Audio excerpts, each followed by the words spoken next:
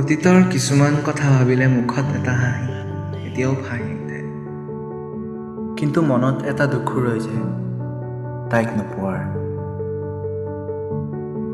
মনত পৰেনে তোমাৰ সেই অতীতৰ প্ৰথম ভাল? সকলোৰে জীৱনত আহে প্ৰথম প্ৰেমৰ সেই উন্মাদনা। সঁচাই সেই প্ৰেম বৰ অদ্ভুত, না কিবা পোৱাৰ হাবিয়াস, না নমথা বুকুত কোমলৰ হেঁপাহ।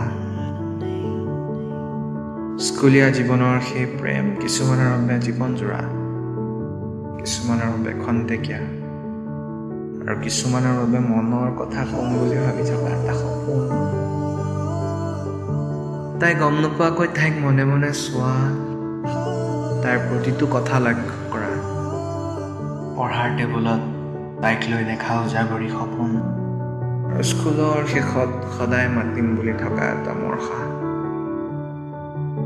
এয়াই নেকি প্ৰথম ভাল পোৱাৰ প্ৰথম অনুভূতি? নিজকে সলনি কৰি সকলোবোৰৰ পৰা আঁতৰি গ'লোঁ।